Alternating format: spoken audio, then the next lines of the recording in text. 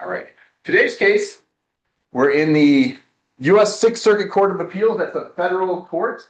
We are in federal court today because the claimants, in this case, we have the claimant Wrench and the defendants Taco Bell, respondent Taco Bell, are in different states, and the sum of the claims involve federal law. So instead of being in a state court, which is where most business interactions occur, are kind of dealt with, and like the Court of Common Pleas in Ohio, etc., we're in federal courts. Okay, so U.S. Sixth Circuit Court of Appeals is the Sixth Circuit. We are in the Sixth Circuit, and so this is our Court of Appeals. It meets in Cincinnati, right? There are courts in Columbus. Those are the district courts. The courts of appeal are in Cincinnati. So this is the courts of appeal in Cincinnati, and today's case is Wrench versus Taco Bell. So I just love doing the gavel. All right, so let me give some background information about this case. This case is all about this commercial. Okay, so turn your attention to the things. Why don't you flip the lights for a second here so it's a little bit better viewing. And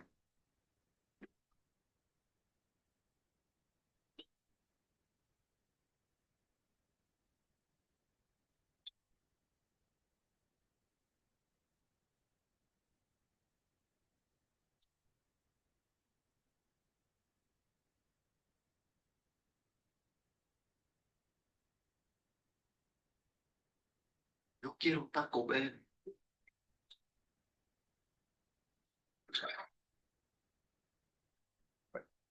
All right. Does that speaker work better? You guys hear that better? A little bit better? A little bit better. Sound in this room sucks. Okay. All right. So that commercial is the heart of this lawsuit. The two parties have agreed upon and stipulated to some facts. And these are the facts of the case. Okay. So in 1995, these two creators, Thomas Rinks and Joseph Shields, they created a character called Psycho Chihuahua. And they marketed this character. They met some Taco Bell employees. They started interaction with them. Who worked in the marketing department for Taco Bell. And they said, hey, we've got this Psycho Chihuahua character. Taco Bell might be interested in using them. They met multiple times and presented multiple different renditions of Psycho Chihuahua. But Taco Bell hired this company called Cheat Day. I think that's how you say that name, as their new marketing agency. That marketing agency created this Chihuahua commercial. Okay. So that's the heart of this dispute. There's some specifics here that they're going to go over, but basically over the course of time, Wrench was presenting this Psycho Chihuahua character and various marketing materials, etc. Taco Bell ultimately decided that they would use Cheat Day, and they came up and Cheat Day produced that commercial. So the question is, do we have two different claims are being made today? We have theft of copyrighted material, and we have breach of an implied contract. Those are the two claims. And with that, I'm going to turn it over to the plaintiff team for their opening statement. Then we'll go to our defendant team for their opening statement, and then we'll get into the case. So go ahead. Your Honor, we are the law firm of Warner Norcross and Judge LLP. We represent Thomas Rinks and Joseph Shields, the wholly owned owners of Wrench LLC, the original creators of the Psycho Chihuahua character. Taco Bell approached our clients because they believed this character would appeal to their customers. Over several months, Taco Bell repeatedly asked for artwork, slogans, personality traits, t-shirts, and sticker designs, and even commercial ideas. They tested the concepts with focus groups, held multiple strategy meetings, and assured our clients that if Taco Bell used their ideas, they would be compensated. At no point did Taco Bell reject the concept or tell them to stop providing material. However, after gaining full access to the Psycho Chihuahua concept and using it internally, Taco Bell launched its famous Chihuahua advertising campaign using the same style, attitude, and ideas created by our clients without giving them credit or compensation. Taco Bell took the work of our clients, profited from it, and walked away from the very people who developed it. Taco Bell should pay Thomas Rings and Joseph Shields for the unauthorized use of their creative property. Thank you, Your Honor. Okay, right. Very good opening statement. Defense? Your Honor, we are a law firm of Watson, Sharp, West, and Keese, and we are here representing our client Taco Bell. Taco Bell was unjustly sued over copyright and over the claim of breaching an implied feedback contract. Our client Taco Bell did use a Chihuahua in the commercial, but we did not have any relevance to Psycho Chihuahua that Wrench is copyrighting us for. Now, I seen the Taco Bell commercial, the Chihuahua represented had no psychotic behavior, and our client never agreed in any contract with Wrench, nor did we even use their idea. Although we may have had brief conversations with Wrench, we never took what they were offering us. Thank you, Your Honor. Okay, all right. So this is the case we have. We have two different sets of two claims that have to be adjudicated here today. Breach of implied contract and or theft of copyrighted material. Okay, each one has their own set of things that needs to be proved for them. I think we'll start with do you guys want to start with the theft of copyrighted material claim? So these are the four things that the plaintiff has to show to win a case for a theft of copyrighted material. They have to show that they own the copyright to the work, defendant violated by using the copyrighted material without authorization, they acted willfully in copying that material, and they sought commercial gain. Okay, so go ahead, plaintiff. Why don't you prove this case? The Psycho Chihuahua character was created by Rings and Shield through the liability company Wrench LLC. The group was approached by two employees from Taco Bell, a vice president and a creative service manager with interest in using the character for marketing purposes. The group went into multiple discussions with Taco Bell, but never reached a formal agreement for the use of the character. Then Taco Bell hired a new advertising agency, Chia/J, that copied the character and the ideas from Wrench and put out commercials portraying the new marketing campaign. We are sued for the breach of the implied contract and the theft of copyright material. Okay. All right. So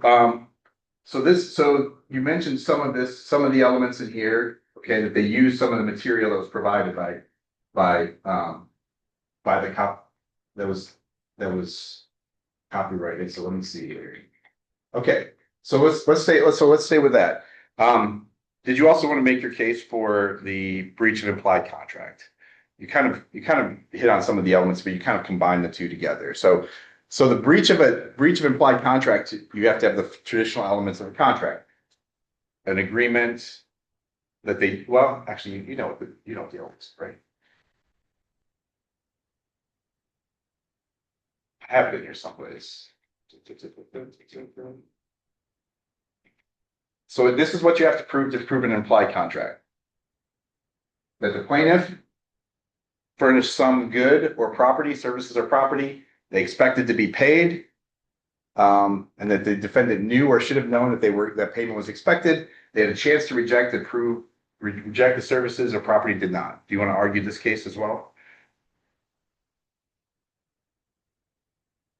So the service and property that we gave them were ideas, like I said before, and t-shirts, hats, stickers, and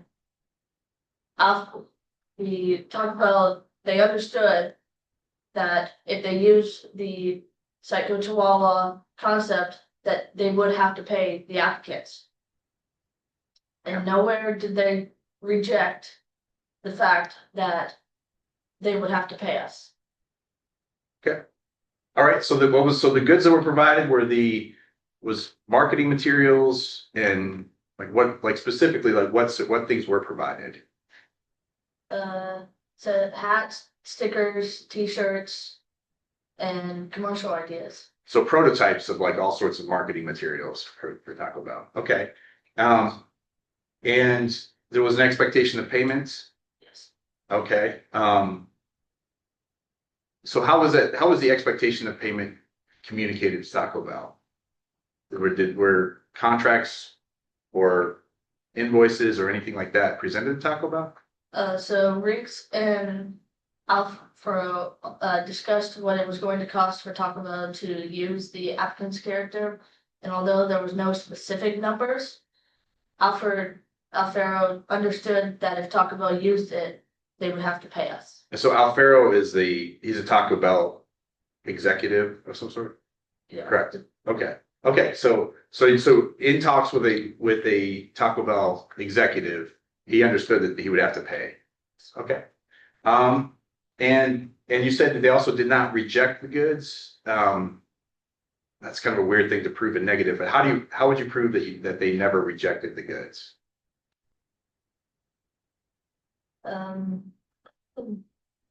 It said that Taco Bell did not accept this proposal, although it did not explicitly reject it or indicate that it was ceasing further discussion with Rich. Okay, so they didn't do anything with the proposal that you gave them. But what about like, did they ever come out and say, we reject this proposal, we're not gonna use Psycho Chihuahua? Did they ever explicitly do that? No. Okay. All right. So those are the facts of the case. Let's flip it over to defense. You've got two defenses that you need to present. A defense to the theft of copyrighted material and the breach of implied contract. So I don't know which one of those you want to tackle first, but why don't you guys go ahead? Yeah, good. Our claim, Your Honor, is our main marketing team did not use Grinch's Psycho Chihuahua concept. We Okay. used a Chihuahua that was real, not a cartoon character, and you can't really put a copyright on an animal. Okay, so let's first of all, I think we probably need to see what the Psycho Chihuahua is, right? I think is that a good starting point? Sorry. If it is my phone was on.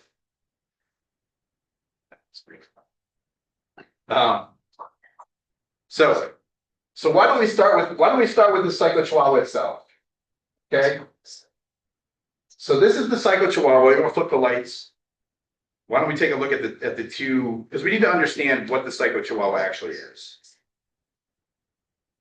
So this is the Psycho Chihuahua, the copyright to which is owned by Wrench LLC. So it's these two images. So these are the ones that existed at the time. So this is the Psycho Chihuahua. Okay. Does everybody get their fill of the Psycho Chihuahua? All right, you can flip the lights back. All right. So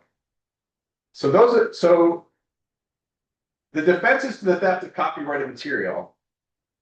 When somebody accuses you of stealing copyrighted material, you can argue either novelty or independent creation. Okay? How does Taco Bell want to argue this case?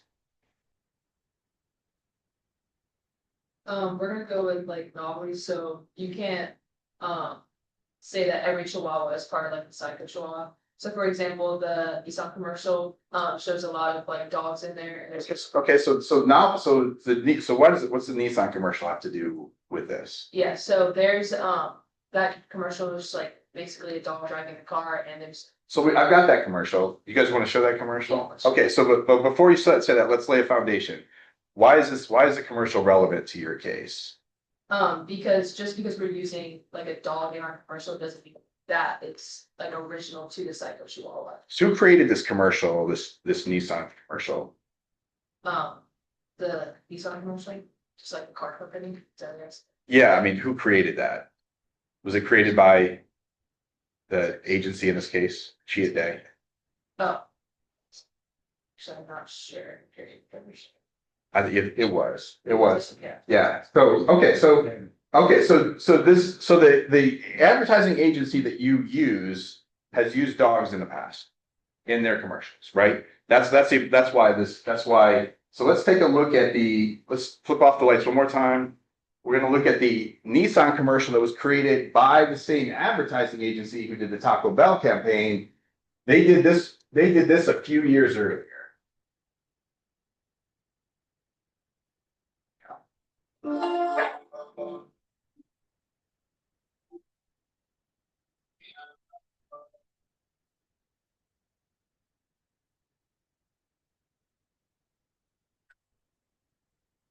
I think I'll take Ralphie for a drive.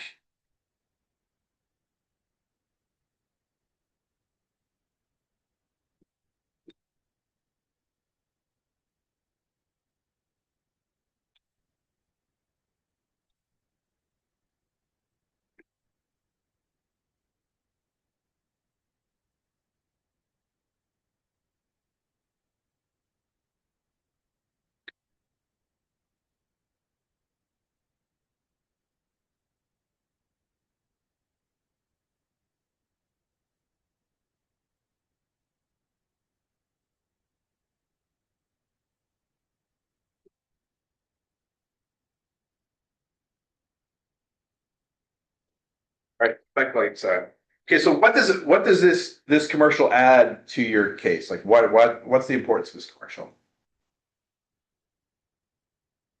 The commercials adds that the use of a chihuahua in like advertising or marketing, it's generic, unoriginal. It's not just a chihuahua. Okay, did you see the Chihuahua in the commercial?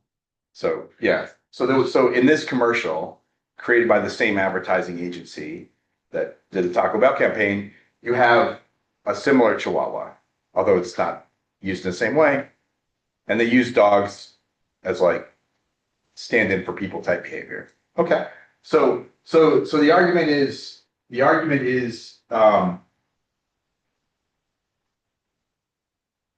so the concept you can't copyright concepts, right? You can't copyright like an animated mouse is not something you can copyright, right? So okay, so that's the idea of novelty, and or independent creation. Would you argue independent creation of the Taco Bell commercial and ad campaign? Good also, because there's quite a few differences between the chihuahuas that were used in the commercial compared to the cartoon. Okay, all right. So what were the key differences that you would say going back to the actual where's that copy? Where is it? So this is the Psycho Chihuahua. What would you say the differences are between the Chihuahua that was used in a Taco Bell commercial and campaign versus this character of the Psycho Chihuahua? Cartoon one, it looks psycho, or it's considered edgy or spicy. The dogs in the other one, they're cool and laid back, just not foaming at the mouth like this one. No explosives tied to the back of the Taco Bell. This was pre War on Terror. I'm not sure how that would play. So at least it doesn't have a turban on its head. Okay, so all right, what about the breach of implied contract? Okay, so the claim is that Taco Bell took the ideas and creation of of Wrench, that they knew that Wrench should be paid for their ideas, and that they used them for commercial gain. Okay, so how do you want to argue against the breach of implied contract, that this creates an implied contract and they should be paid for the ideas that you used?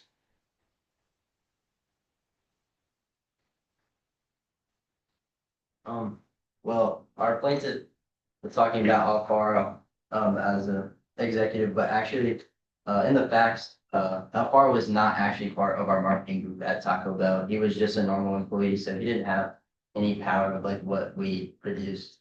Alfaro pretty much just like was trying to help Wrench offer these like ideas of this Psycho Chihuahua to our marketing department, and like our marketing department didn't really like accept these proposals at all.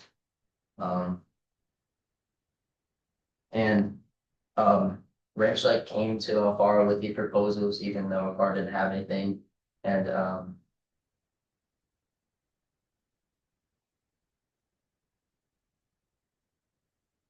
So there's a lot of facts in this case. It's a very dense case, actually. right, So, but the argument that you're making is that the person that they were talking to didn't have the authority to enter into this contract with them. Alfaro was just So what was his role, and how was it different than somebody who could actually enter into a contract with French?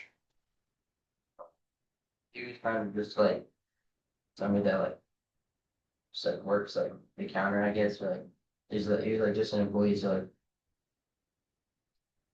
Even like the people we had at like, where Wrench and like the Taco Bell, like, representatives at like this, wherever they were, like, I don't know what it was, but where they like met up at this like, convention or something.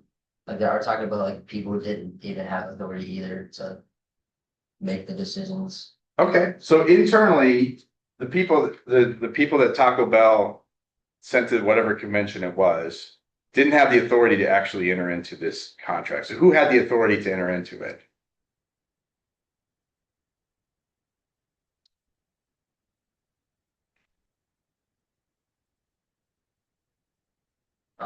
It was the guy that I don't know that had most of the power. What his name was Bill. He was our executive director of marketing. So so there's another person that's the executive director of marketing, and he was the one that had to make the decision whether to go forward. But he is not Alfano, right? So okay, all right. What about what about this core claim that the material that was provided was ultimately used by Taco Bell for good for their commercial gain? How do you want to address that?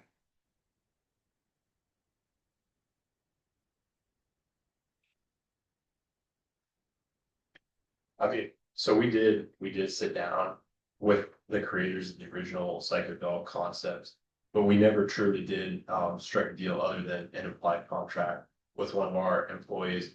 And we also, Taco Bell as a company was already considering using a Chihuahua before Alfaro ever went to the Ideas Fair where he learned about the Chihuahua concepts. So why a Chihuahua Taco Bell. for Taco Bell? Why? Well, Taco Bell's marketing team originally had the idea when they saw a dog without an owner walking by a Mexican restaurant, completely separate from the Psycho Dog cartoon. Okay, so the marketing team they came up with this concept. They're eating at a Mexican restaurant. Or they eating at Taco Bell? No, that's A real Mexican restaurant. real Okay. business. So you're eating at a real Mexican restaurant, and they saw a Chihuahua walk by, and that's how they came up with the concepts. So okay, all right, all right. So then, so having heard all those counter arguments, let's flip it back to the plaintiff for some question and answers, and also, would you like to rebut any of those statements? The one statement that he said about, something along the lines, he didn't use our stuff. It literally says that, Pharaoh contacted Rinks and asked him to create artboards, combining the Psycho Chihuahua with the Taco Bell name and image. Rinks and Shields prepared these artboards and sent them to Alfaro along with other things. And Alfaro used these things in promoting the character. So so what is that? What's an artboard? Like what does that mean? Like it's just like marketing, like kind of like banners or like Okay. other things. So the goods and services that were specifically provided included things like hats, promotional material. But this is a commercial, and the commercial is a live action dog, and this is a cartoon character. So how is it they're using your cartoon character when they're using a live action dog?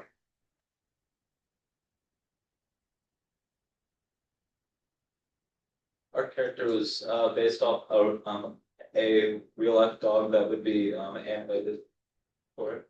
Okay, so the origin of your character, or at least an application of your character, is a real life dog. Was a real life dog discussed in the Taco Bell in conversations with Alfano? Was that an idea that was on the table? It says, let's see, um, um, we recommended that Taco Bell should use a live dog manipulated by a computer graphic imaging for the commercial. So the dog that you propose Taco Bell use is not this dog. or not, at least this form of this dog, right? It was a live action dog that was CGI to be able to talk, right? And what did Taco Bell only do? So real life. Use a live dog that could talk. That was a Chihuahua. Okay. Okay.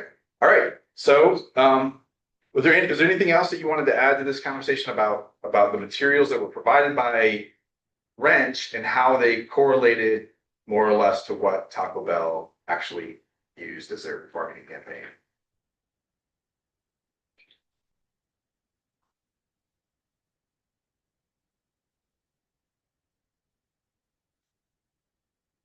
Okay. All right. Let's go back for a final rebuttal for the defense. Having heard everything that they said, how is it that you didn't use their materials when they're talking about a live action dog that had computer image, there was computer overlay to make it look like it was talking, and that's exactly what you used in your commercial. How is it that you didn't use their ideas?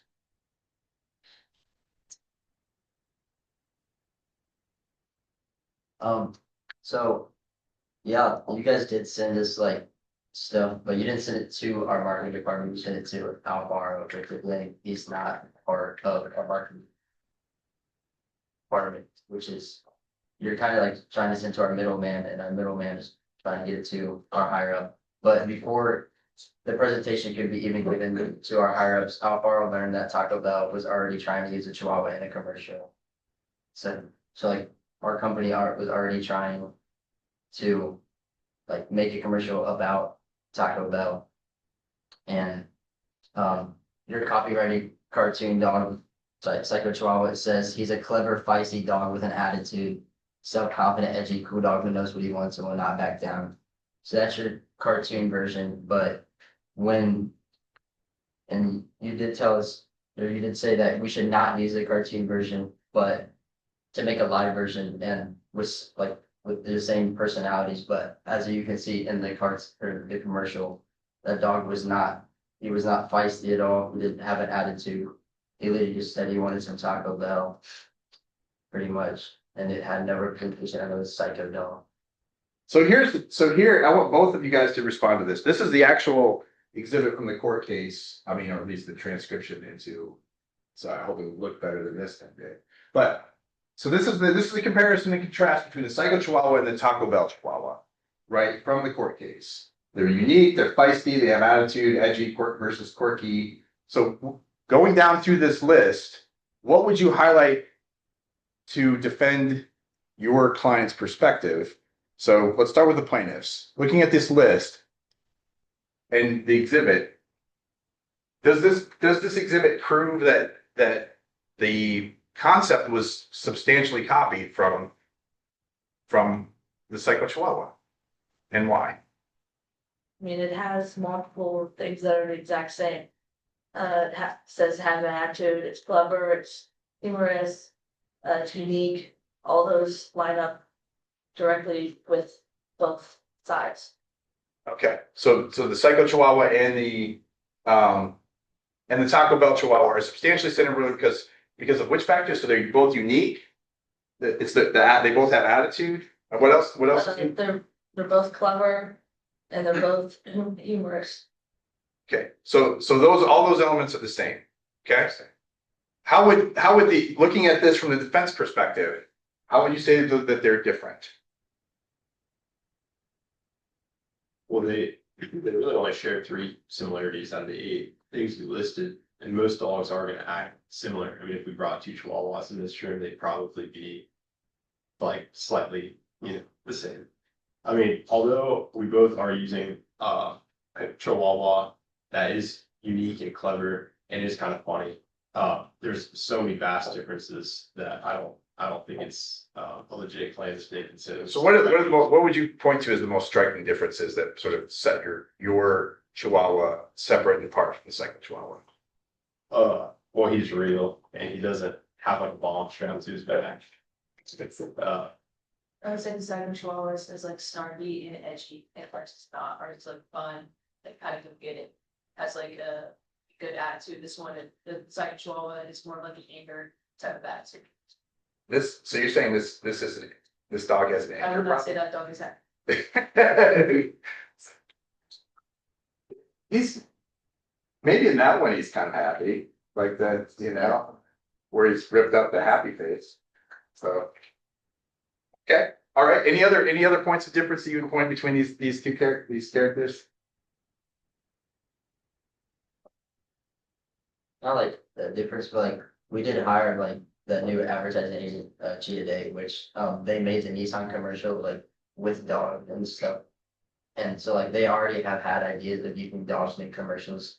And then we had just hired them brand new, so like they hadn't even talked to Wrench or anything, and they said Bennett and Williams, which is the two people that as our new or group of consumers said pose a commercial of Taco Bell in which a male chihuahua and passive a female chihuahua.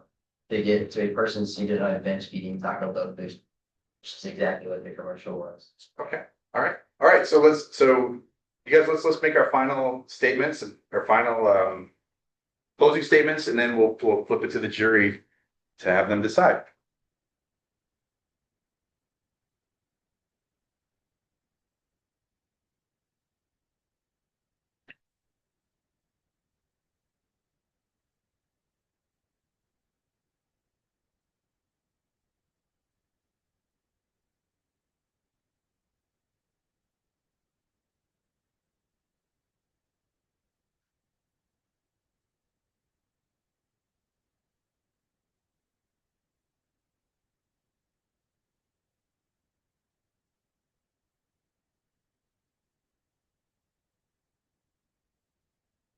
Sorry, we don't have one, we're missing about people. So. Okay, all right. So just in like 30 seconds, why should your side win? The Taco Bell company like infringe on the copyright of the Chihuahua and then use it for the commercial without our permission and without a contract, and the dog should like all this similarities to our person. Yeah, very good. Okay, all right. Taco Bell, would you like to give your closing statement before we Yeah. send this to the jury? Of course. Taco Bell's main marketing team did not use French's Psycho Chihuahua concept. Taco Bell did not use the original concept, rather they used Chihuahua created entirely by them. The original Psycho Chihuahua was created as a cartoon dog that was very angry, foaming at the mouth, depicted with things like ball straps to his back. Chihuahua used by Taco Bell, however, was more playful and created by a computer to look realistic. The concept came directly from Taco Bell's advertising agency. Not to mention that Taco Bell was already planning on using a Chihuahua in their ads long before stumbling upon Rings and Shields illustration. Along with this, the idea was not novel or original. You cannot own a breed of dog where the idea being one in an ad. Other than the fact that Taco Bell and Rich both have a character that is a Chihuahua, there are many differences between the two. Along with this, the original concept of the Chihuahua from Ranch is not copyrighted. Success does not prove that. Similar ideas happen all the time in creative industries, but the law protects innovation, not laziness. Okay, all right. That all being said, I'm going to now stop the. Okay.